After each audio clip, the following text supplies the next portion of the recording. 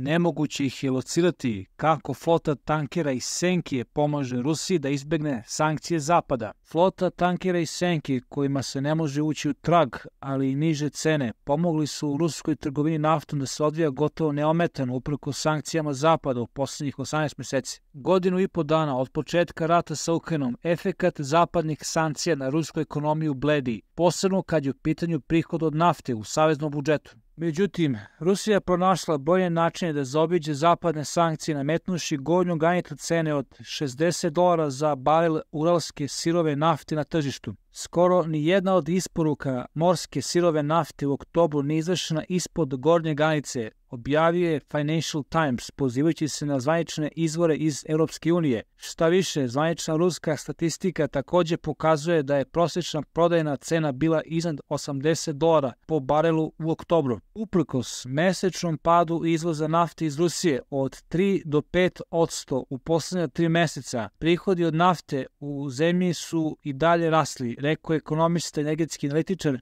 Osama Rizvi za Euronews Business. Kako bi smanjili prihode od ruske nafte kao odgovor na agresiju zemlje na Ukrajinu, G7 i saveznici poput Australije i Norveške uveli su gornju granicu cena od 5. decembra 2022. godine. Inače, u Europskoj uniji također postoji potpuna zabrana uvoza ruske pomorske sirove nafte i naftnih proizvoda, sa izuzetkom Bugarske. Kompanijama iz ovih jurisdikcija zabranjeno da pružaju usluge transporta ili osiguranja kojima bi olakšale trgovinu ruskom naftom, osim ako bi se ta trgovina odigrala ispod granične cene. Uprkos tome, tržišna cena uralske sirove nafte probila se iznad granice od $60 u julu 2023. a posljednjih meseci se više i više iznad te cene. Kako je Rusija uspela da preokrene tržište? Zemlja je razvila metode koje onemogućavaju nadzor nad trgovinom, rekao je Christopher Wiffer, izvršni direktor poslovne konsultantske kompanije Macro Advisory Ltd za Euronews Business. Morskom trgovinom ruske nafte tradicionalno se bave velike naftne kompanije i trgovci koji se pridržavaju zapadnih sankcija. Međutim, tokom prošle godine postepeno su ih zamenjivale manje poznate trgovačke firme bez istorije poslovanja, koje su se pojavljivale i izvozile velike količine ruske sirove nafte u Aziju, a zatim brzo zatvarale posao. Grafike briselske ekonomske organizacije Bruegel pokazuju da manje od četvrtine trenutno korišćenih brodova zvanično plovi pod jurisdikcijom G7 ili Norveške, koji bi u tom slučaju morali da poštuju ograničenje cena. Na globalnom tržištu pojavila se i flota tankera iz Senke, sastavljena od stotine malih operativnih tankera, koji posjeduju samo jedan ili dva rezervoara. To su obično starija plovila koja se obraćaju pod zastavama zemalja kao što su Liberija ili Kamerun. Oni redovno prevoze milione barela nafte i često nemaju standardno osiguranje ili ih osiguravaju indijske,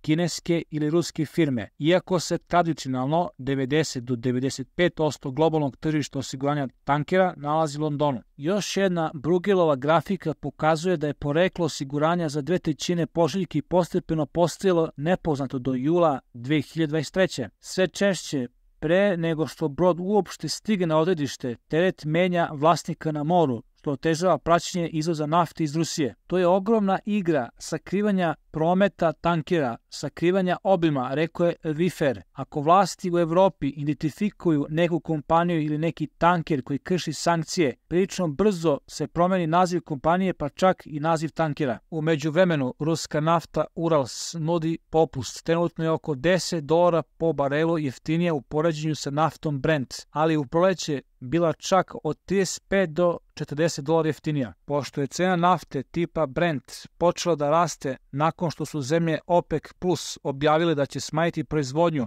ruska nafta bi također mogla da sledi ovaj primjer od jula 2023. Ko kupuje rusku naftu i kako ona ponovo završava u Evropi? Pomorska ruska nafta skoro u potpunosti ide na azijska tržišta, a najveći kupci su Indija, Kina i Turska. Ipak, velika količina nafte odlazi i na neotkrivene destinacije. Oko 1,5 miliona barela dnevno napusti ruske luke, a odredišta nisu poznata, rekao je Wiffer, i onda završe možda u kineskim ili indijskim lukama. Ili se ponekad ta nafta prebaci u drugi tanker u okeanu, a onda se utapa u globalno tržište. Neki od ruskih naftnih i sirovih proizvoda našli su se ponovo u Evropi gde im je uvoz zabranjen, sa izuzetkom male količine koja sme u Bugarsku. Kako se zima bude približavala, Evropa će morati da kupuje dizel i druge proizvode iz Indije ili Ujedinjenih Arapskih Emirata.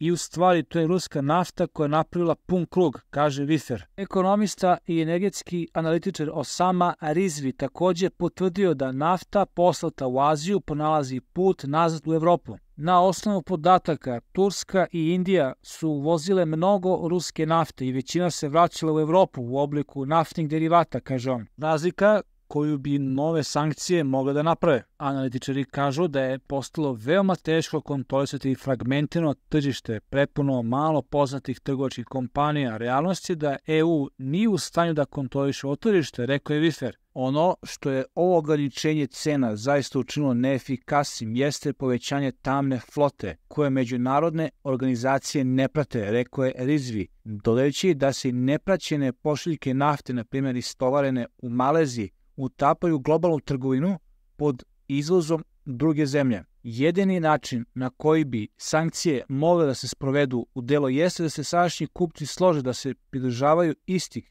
Svi veliki kupci jasno su rekli da nemaju namjera da to učine, rekao je Wiffer. Šta više, Indija je otvoreno potvrdila da je uštedila oko 2,7 milijardi dolara zahvaljujući uvozu ruske nafte na popustu u prvih 9 meseci 2023. Popust na cene ruske nafte daje veoma značajnu ekonomsku konkurentnost u odnosu na zapadne potrošače koji plaćaju višu cenu, dodaje on. Efekti zapadnih sankcija mogli bi još više da izblede u januaru kada će se grupa BRICS proširiti za 6 novih članica, pa će Rusija imati više mogućnosti za stvaranje novih bilateralnih trgovinskih sporazuma i finansijskih poravnanja, uključujući osiguranje, transport i logistiku. Premda je 12. paket sankcija upravo predstavljen u EU, nameće se veliki znak pitanja kolika je volja američkih ili europskih vlasti da sprovedu ograničenje cena i pokušaju da blokiraju izvoz ruske nafte i naftnih derivata, pita se Wiffer. Ukoliko bi se pak ozbiljno radilo na smanjenju ruske količine nafte usled efikasnijeg nadzora, on ističe da bi to odnelo milione barela sirove nafte i naftnih derivata sa tržišta, što bi nesumnjivo podiglo cene. Nagli porast cene nafte bi bio štetan za globalnu ekonomiju, zaključuje Wiffer u razgovoru za Euronews Business.